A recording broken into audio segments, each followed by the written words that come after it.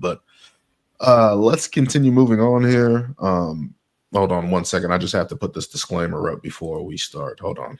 Just put that there. And...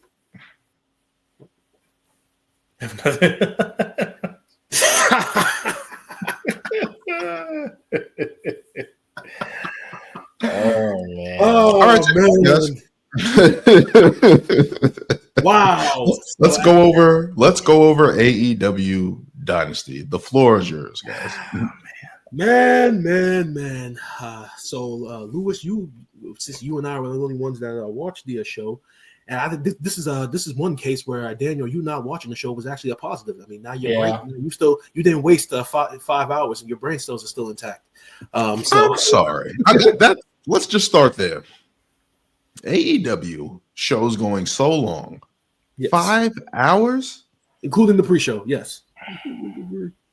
Okay, real quick right there. With the pre-show, was the pre-show the segment with Anthony Bowens and yes. I didn't get to see it, but I think people were like happy that Anthony Bowens is like back kind of as a solo star, I guess. Was he taken out or was he like injured?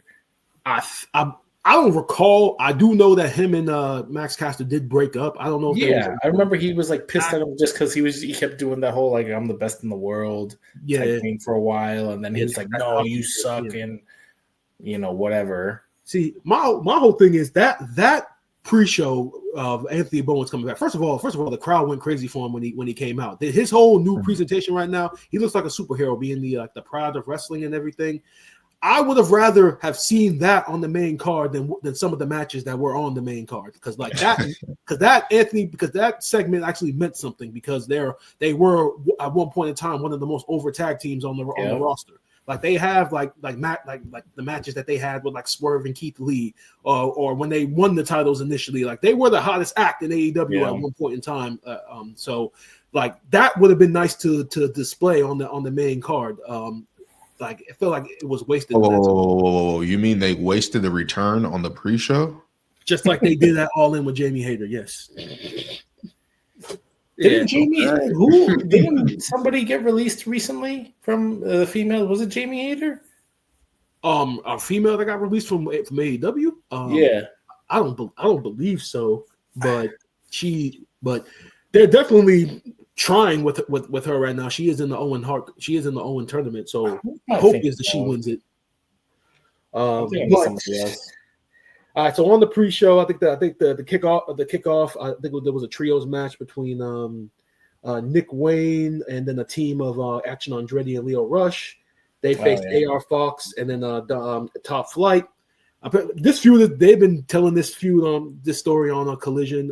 I've barely been paying attention to it, but I know Top Flight and Action Andretti and Leo Rush have kind of been going at it, because at one point in time, all four of them were together, and then they kind of separated and went their own ways because they realized they weren't having as much success together. But it's been one of those, if you ain't watching Collision, you don't know and you don't give a shit type of stories. Mm-hmm. And then obviously we had Anthony Bowens come back. It was a great moment. It was a 40-second squash against Max Caster, which pretty much this whole best wrestler alive open challenges he's been giving out. They've been good heel character work for him, because the crowd has been shitting all over, and he keeps trying to get them to chant, Max Caster is the best wrestler alive. Keeps trying to get the crowd, but they're not into it. So it's good character work because he's getting good heel heat for it. But it's like it's only being showcased on Collision, and when a company's tagline is "We're the best wrestle," and you're doing like segments like this that would work in WWE but not work in this environment, it comes off like similar to the first match, where it's like you don't really care as much, because it's not being like I said, you don't really care as much because it's 40-second squashes, and but it is good character work. Now moving on to the card, I think the first match was Ospreay against Kevin Knight in the men's Owen Hart Cup tournament quarterfinal match. At this point in time with Will Ospreay, I always just expect a 4 to 5 star match from him. There's certain things in life that are certain. Death, taxes, and Will Ospreay having a great pay-per-view. No, because you just no matter who he's in there with, he's always pulling off these moves, these great he has great timing. Kevin Knight, he had a tremendous showing. I love his move from the top rope where he does like a kind of like a frog splash, like kind of like how it's like an inverted, he turns his body like Rob Van Dam. And Yeah. it's just, his athleticism. I think I said on last week that he's pretty much like another Carmelo Hayes in this. Yeah, you did say that. His swag and pretty much Carmelo Hayes with Back to the Future glasses. I think that's pretty much what he is. But he's great. Or Bret Hart glasses. Yeah, that's even better actually. But it was a great opening match. It was a great showing. Definitely want to see more from Kevin Knight moving forward. Great for Ospreay to move on in the tournament.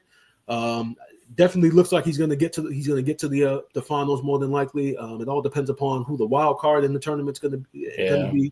I mean, there'll be a lot of names thrown around. Could be Darby Allin. I've heard some people think, well, maybe it's Josh Alexander, a guy that they just signed that they're just waiting to announce. Could be a couple of guys.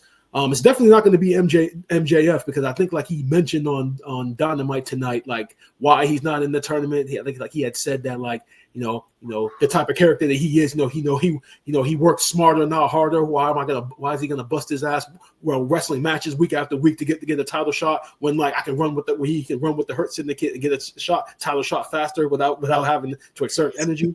So I guess that's how he's putting it. But it was a great opening match. Is Kevin Knight, was he from TNA or was he in? That is I don't know what actually. He was in New Japan. Oh, okay. Yeah, but he was. All right, so he's been in MLW, GCW. He has been in TNA for a little bit, and he has been in Ring of Honor. So all those little promotions, he's made like little appearances for here or there. Yeah, gotcha. Definitely want to see more of him. So. Yeah, he had a good showing, and like his moveset was like he was doing some crazy stuff out there. I was like, could this dude actually beat Will Ospreay? But I'm like, this is his debut. I knew he wasn't going to win, but. Yeah. He had a great showing. Yeah, he did. Yeah, he had a great showing. So then the next match on the card was for the World Tag Team Championships. It was the Hurt Syndicate, Lashley and Shelton Benjamin against the Learning Tree of Big Bill and Brian Keith. This match was one of those matches that shouldn't have been on this card because the Learning Tree is still around. Yes, yeah. and that's the reason why the match shouldn't have been on the card because like the Learning Tree. I mean, obviously, Chris Jericho is the only one who's been like booked strongly. I mean, like the last month they've been kind of like telling this story of Chris Jericho kind of like shitting on the Learning Tree, pretty much telling them like I'm the Ring of Honor World Champion. What do you guys do? And but the thing about it is, well, Big Bill and Brian Keith, they haven't been booked well at all. Like they literally took 2 weeks, gave them 2 squash match victories, and then they gave them a title match. What the fuck? Like, how am I supposed to be invested in this match? First of all, the challengers won 2 squash matches to get this opportunity, and before the 2 squash matches, they weren't doing shit. Like during the match, though, I felt like they were at least presenting Big Bill as like a force to be reckoned with because at some point, like he was just tossing Shelton Benjamin aside. He was pushing Bobby Lashley around. It was like. Hey, he is a big ass dude, and it's like it's gonna take a lot to actually like get him down or whatever. But the match itself, I thought they had a good showing. Brian, what's his name? Brian Keith? Yeah, the Bad Apple. Yeah. I haven't seen a lot of his like wrestling, so this was the first time I actually like saw more of his style, and I was like, okay, I don't really know like what he kind of gives this group or whatever, but Big Bill I feel like should definitely be a single star. Like the man is huge, he's ripped, he can cut a promo. Like I feel like he should definitely be on his own at this point, or at least turn on Jericho and just like break away from this at this point. Because why is Chris Jericho still wrestling? Because he's limitless. All right. Because he's wait. He took Keith Lee's I just said that. Yeah, but because as slow as he may look at sometimes, as disoriented as he may look sometimes, Chris Jericho he can still do a moonsault. All right, a lion salt. And like I said, apparently there was a video that was going out again of fans going to the concession area during Jericho's match again, which we'll get into. I just don't understand why he doesn't just be a manager. Because at this stage of his career. He still got it. He's still going. Like Don Callis is the only one that can really be a manager and stuff. Like what? Hey, you still got freaking what's his face wrestling as well too. The Last Outlaw, Dustin Rhodes. Yeah. No, not Dustin Rhodes. The Last Outlaw. What's his name? Jeff Jarrett. Oh, we haven't seen him. Well, we haven't seen him on TV since they completely dropped that storyline of him saying he wanted to win the AEW title. Which and then wasn't he doing the thing with MJF, and then out of nowhere it just stopped. Yeah. They stopped it because they realized, like a lot of fans realized, that was a stupid ass way to go. Because if you're a company, because if you're a company where like you say, we're the best wrestler, and you're focused on like the future, like they said when the company started. You kind of contradict yourself when you're having a storyline with a fucking 60-year-old legend talking about. Hey, he's 57. Him going after the title contradicts everything that AEW was supposed to stand for. That's why age discrimination, Brian. I know that is age discrimination. You're saying it's true. I mean, then don't come out and go after a title. New this, new that. And then, mind you, Chris Jericho was their first champion too when they were making those statements. So, but that made sense though because you kind of needed someone of name value to be your first champion. Yeah. But like I said, the Hurt Syndicate and Big Bill and Brian Keith. This match, like I said, shouldn't have been on the card, but literally it was only on there just to continue this story with MJF because he did, assist in the Hurt Syndicate retaining the titles by he was in the crowd. I think like he distracted Brian Keith, and they got the win. But it was a decent match for what it was. Now the next match was Mercedes Moné and Julia Hart, which for the women's Owen Hart Cup first match. Unfortunately, this has been Mercedes' to my opinion her weakest match on the as far as pay-per-views go. This is her first bad one, and I don't know if it was like a chemistry thing. Sasha Banks. No. I don't know if it was like a chemistry thing. Come on home, Julia Hart. I mean, Sasha did have a couple of slip-ups in the beginning, but I mean that happens. But I just feel as though compared to her other performances, I just felt as though that this wasn't her strongest. I mean, she did end up with the win. Like I said, I don't know if it was just a chemistry or a timing issue thing with Julia Hart, but the match did definitely feel clunky at parts. But she did try to make the most of it. I will say this much: it was better than the match that she had with Britt Baker at All In. That letdown. It was better than that. I'll say that. Yeah, that you thought that was like a super match, and that match was like, what is this? But I thought that match could have saved AEW's women wrestling. Yeah, and I was wrong. But it was Tony Storm. It was Tony Storm. I will give AEW credit to letting Tony Storm breathe. She to me, she should be in the main event all the time. Whoa. Over John Moxley? Of course. Are you kidding me? In the Death Riders? You don't even know the storyline, Dan. All right, so exactly. I don't want to hear it. Yeah, we'll get to Tony Storm. Hey. What did I put at the disclaimer before the segment? I just want to remind everybody. Critical criticism. That's all I do.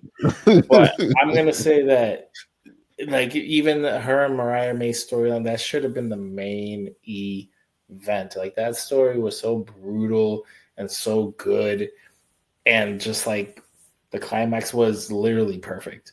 Yeah, it was a story. It was a legit story. I'm like, they need to take what Tony Storm is doing and her damn creative and just apply it to the rest of the show. Why can't we? Why can't we do this?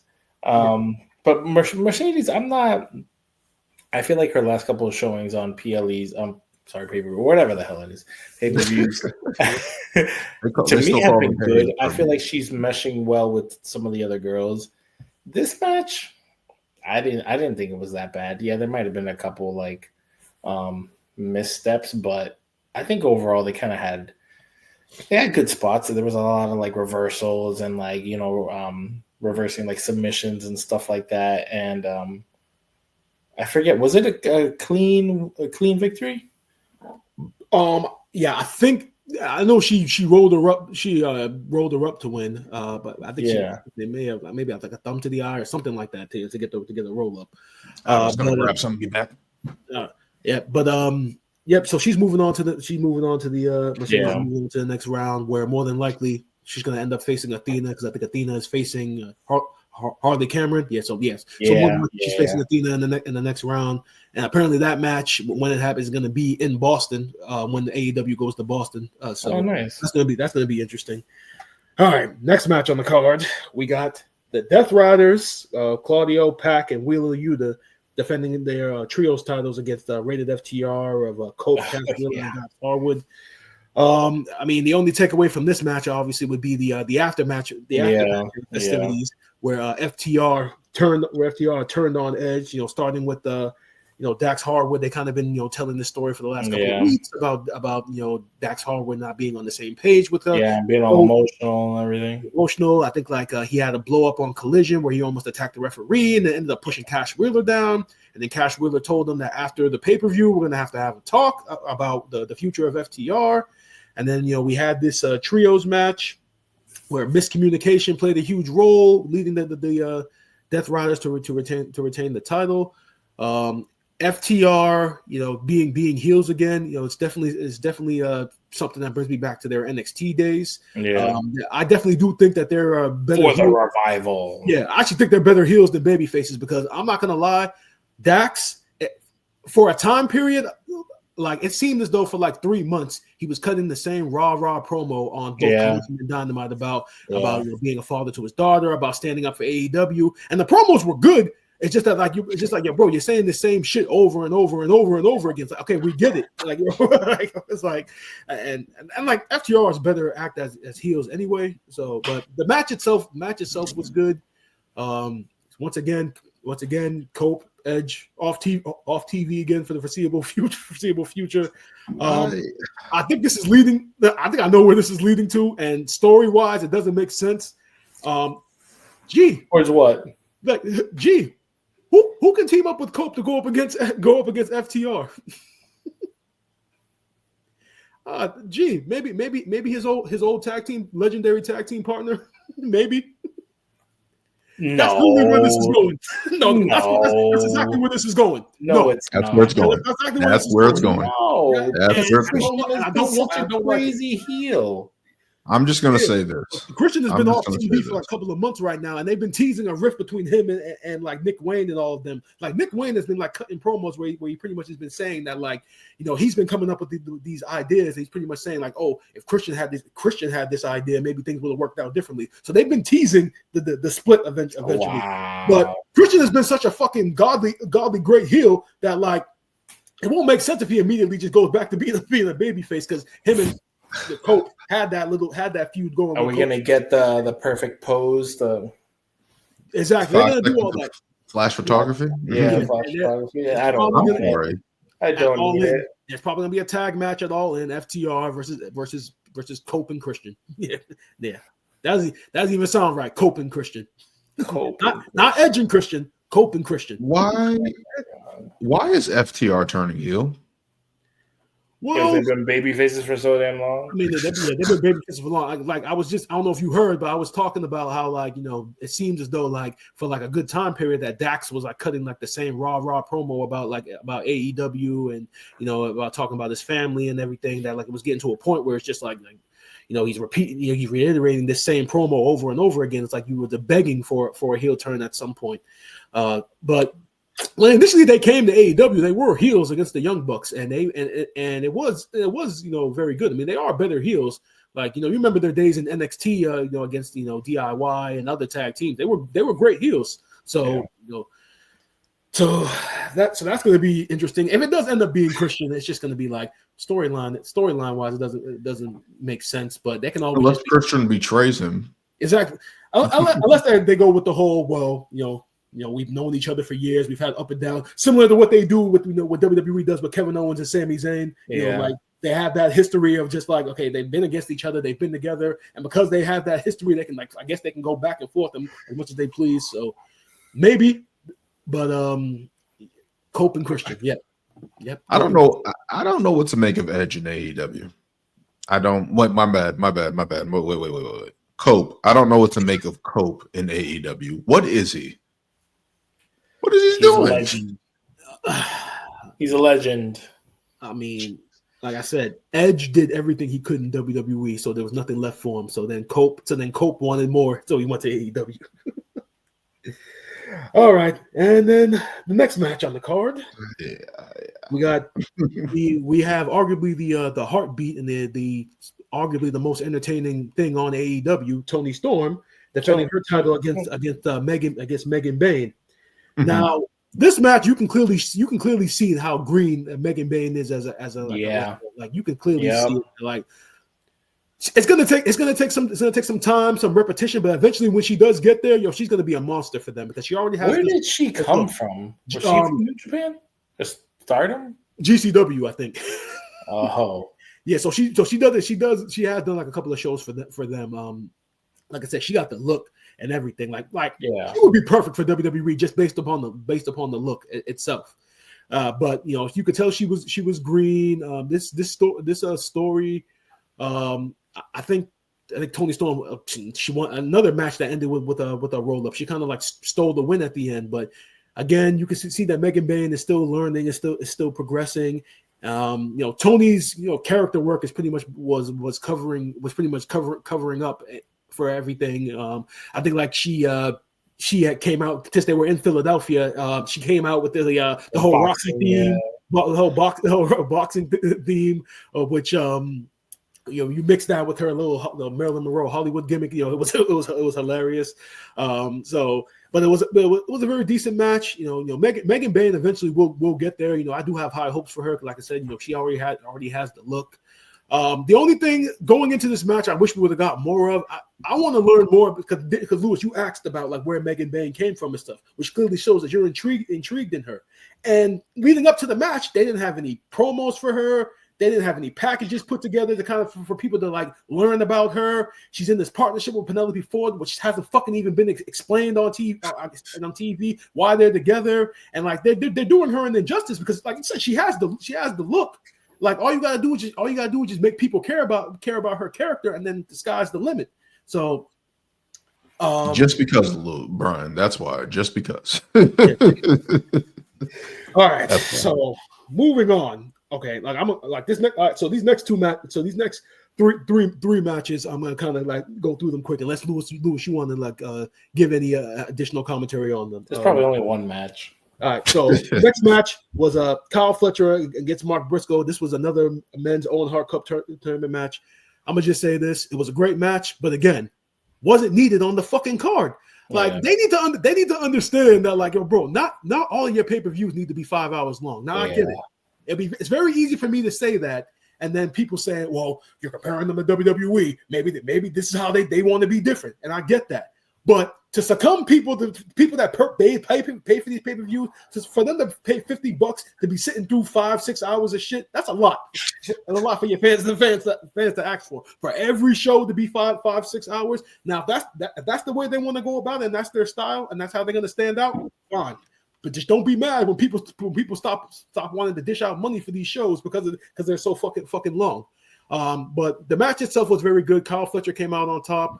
I don't know why the fuck they keep putting Mark Briscoe in these tournaments, because every time he's in these tournaments, bro, he always loses in the first round, or he's always getting his ass kicked. It's just like it's a tagline now. It's Mark Briscoe's in the tournament. All right. Like if Mark Briscoe's in the tournament, whoever he's up against is literally gonna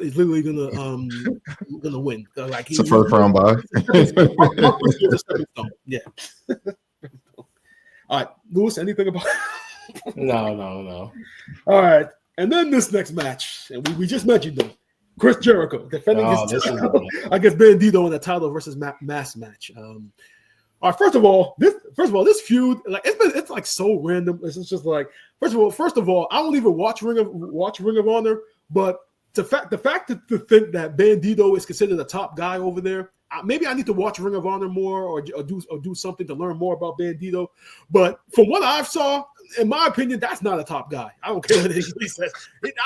From what I've been seeing on Dynamite, maybe I need to watch more Ring of Honor to get it. He's had other matches. Who was the guy? Who was the other Mexican dude with was it Roosh? I think he had great matches against Roosh. And but I heard on commentary they said that like Bandito never lost the Ring of Honor championship. Yeah, like he had to give it up due to injury. Yeah. So I don't know if that just like played a part into this whole thing. Yeah. But with this match, it was fine. Finish was there were a couple like weird spots, but he got his moves off or whatever, but the ending was just so stupid. Stupid. Yeah, he screws him. He takes him out with a bat. He gets the pin, and the stupidest decision to then believe his family in the crowd. Mind you, it's another ref. Another ref comes like, "What are you telling me?" In fact, it was Aubrey. It was the female ref. Yeah, and I'm like, why is she even out there? And they're telling her, yeah, there's a bat over there. Chris Jericho used it. And then, boom, you're going to reverse a call. When has that ever happened in wrestling? So apparently, Lewis, the logic behind it is because... I guess the logic, it just does not make sense. So apparently... Did you just say logic in AEW? That's what I'm saying. So that's what I'm saying. So apparently the logic behind that was because it was title versus mask, the referee felt, he can't lose his mask in this manner. So therefore, the match was restarted. Stupid, right? Yeah, it was so stupid. So why did he lose in the first? My thing is just like, how many times have people been screwed in a match and later on the ref kind of figured it out? They never say, restart them. I'm like, nope, I already counted 1, 2, 3. And it's like, and I saw somebody talk about this. It looked like they were trying to protect Jericho in this sense. Even though he was dropping the title, it's like you don't need to protect Jericho. He's 54 years old. Yeah, bro, what protection does he need? Exactly. Like I said, I think Chris Jericho is pretty much like a Randy Orton or a John Cena or one of those guys, where it's just like he can lose and it won't mean shit anymore because he's who he is. Like, bro, I didn't understand that either. And when they first called it and they said that Chris Jericho won, I was like, they're really going to take this man's lucha mask off? I'm like, that's foul. And then all that shit happened. I was like, this is kind of dumb. I was like, this is pretty dumb. But hey, whatever. He got the title. I guess all's well that ends well, I guess. I don't know. Jeez Louise. Yeah, all's well that ends well. Next match, Adam Cole faced Daniel Garcia for the TNT Championship. I mean, they've had a couple of matches. Yeah. Their last match ended in a time limit draw, which led to this match. So this was your basic, very, very good match. I mean, two great in-ring technicians. So this was very solid from both men. Adam Cole finally won his first title in AEW, which it's about damn time. Like I said, Adam Cole has literally only been featured on for the last month, only been featured on Collision and a couple of Dynamites. Like I've been asking the question, like, is fall off? Hey, they're undisputed, all right, Dan. Because this is a guy who main evented the first All In. It was in the main event. And like I said, his fall off needs to be studied. Now I know people will say because of injuries and all that stuff. But Adam Cole still gets loud reactions. He's still great on the mic. He's still a tremendous wrestler. Like Adam Cole should be booked at the top of the card. And I don't know if it was because that MJF storyline ended so fucking horrendously that they kind of moved him down the card a little bit. But great on him for finally winning his first title. Now, what I believe to be which was the match of the night coming up next was Kenny Omega defending the International Championship against Ricochet and Speedball Mike Bailey. Now, those three names alone, you knew this match was going to be a banger. I mean, there were so many spots involving all three of them. Too many. Yeah, too many. And the only negative about this match, and I'm looking at it now, this match was 31 minutes long. And this was right before the main event. Yep. A 31-minute match right before the main event. Okay, I don't understand that. I don't understand that logic. As good as it was, Kenny Omega needs to get his time in. 31 minutes. 31 minutes before the main event, and the match was so good. It probably took a lot of life out of the crowd going into the main event. I mean, there were so many spots, and like I became even more of a fan of Speedball Mike Bailey though after watching this match. He has a good moveset. Yeah, he has a tremendous moveset. Ricochet is Ricochet. I think Kenny Omega. He pinned Ricochet at the end. Yeah. Like I said, it was a banger match. It was a lot of good spots. And then Okada came out afterwards with the Continental title. Well, no, not necessarily. Well, not necessarily. The actual action of it was stupid. Like the action was stupid, but but they kind of been alluded to this at the last pay-per-view with Kenny Omega winning the national title. So they're definitely doing Omega and Okada at all in. I mean, I know it's not going to be as good as that. What was it? How long ago was that match that there's people are saying probably was the greatest match ever? Like maybe in the Tokyo Dome. Tokyo Dome was like 9 years ago or something. Like okay, Dave Meltzer. I mean, that's what he said. Meltzer said it was the greatest. It was the greatest match of all time. That match. 6.5 stars. But it was a great match. It was definitely a highlight. It was definitely a highlight fest, and it took away from what we're about to talk about now, which was this shitty main event between Swerve Strickland and John Moxley. Like I said, Daniel, stop with the bullshit. Like, listen to this. Look, like I said, Moxley. This is 2 main event pay-per-view matches in a row where the finish was so fucking horrendous that it took away from the entire match itself. Now this is Swerve Strickland we're talking about, and you thought like I remember, like I can see. Where's the positivity, Brian? There's no positivity for this match because everybody was thinking that Swerve was going to come out on top. You know, like I said before, you know, you kind of knew as a result of this match where ultimately they're going, but everybody was hoping and praying for Swerve Strickland to come out on top because this Death Rider storyline has been the absolute shit since it started, and lo and behold, guess who gets involved? The fucking Young Bucks. They come out. Which makes no sense. How does that not make sense? It doesn't make sense. Because the Young Bucks were ran out of the building and haven't been seen for like 4 or 5 months after getting run out by John Moxley and his crew, and then they come back and help him win. He threatened them. Yeah. He threatened them. On top of that, to foreshadow, and so because I watched the opening segment on come back and help him.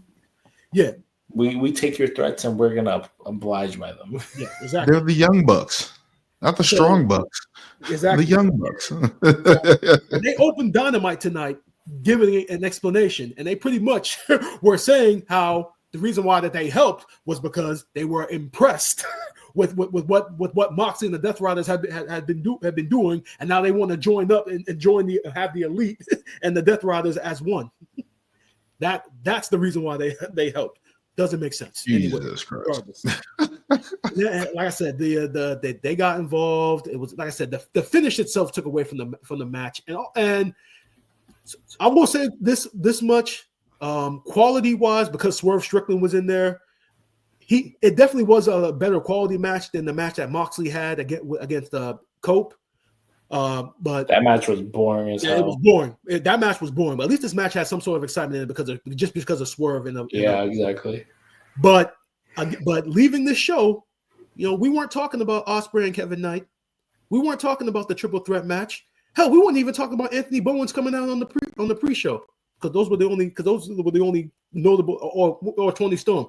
Those were the only notable positives. We didn't leave the show even talking about how horrendous the main event was. The only thing people remember from the show is the fact that after the show went off the air, Swerve Strickland grabbed the mic and decided to say, for my amusement, "Fuck Booker T." So someone took a video of that and that went trending. So now I wake up Monday morning, I'm looking at X. All I'm seeing is these Booker T references, these Booker T videos, all the people talking about how bad the main event was. So it's like, leaving the show, you're not talking about the matches. You're talking about how bad the finish was and Swerve coming at Booker T. I don't get Dynasty, ladies and gentlemen, why this is a beef to this degree. Yeah. So wait. So Swerve Strickland is not mad at the Young Bucks. He's not mad at John Moxley, but he's going to take time to cuss out Booker T. Basically, yes. Like, and I get what he's saying in his initial point when he went on Vlad and said all the stuff about Booker T in terms of Vince McMahon and stuff like that. I understand that. But the fact that this is continuing even after you just lost a title match is just crazy to me. Right. Oh, and I'm gonna just say one thing, because Booker did respond and say that like he confronted Swerve at an event and pretty much told him like, yeah, Vlad played you because now he put two black men against one another. I just want to know, did you say fuck Booker T then? That's all I need to know. If you said fuck Booker T then, okay, respect. But if you didn't say fuck Booker T then, I don't want to hear that shit now after the fact. I don't understand what they are doing in AEW. I still don't understand what they're doing in AEW. I refuse to watch because, one, you guys tell me about it. I see what the internet wrestling community is saying, and I'm just like, why would I want to waste an hour of my day, let alone 5 hours of my day, intaking wrestling because I love wrestling? Okay. I love wrestling, but not bad wrestling. Because you need to diversify your portfolio, Dan, right? I have enough diversity in my portfolio with the WWE Network and TNA. There is no WWE Network. My bad. Yeah. WWE on Netflix. My bad. My bad. But yeah, that was AEW Dynasty, and all I can say moving forward is that if the plan is for John Moxley to hold this title until we get to All In July, you better be coming up with some very entertaining television between now and then, because people are done with this Death Rider shit. We're tired. Let alone wasting Swerve on this. Yeah. Yes. But okay. Put him and Hangman on the tag team, basically. That's pretty much what's probably going to happen, right? That's what it's leaning towards. They're going to team up and face. Damn. 59 minutes talking about AEW. That's the longest we've ever talked about AEW on the show. I'll let you guys talk about AEW. I'll let you guys talk about AEW. So that's our AEW Dynasty review. Let's get into some positive. Well, I don't know necessarily positive. Let's get into some WWE. Daniel. Yeah.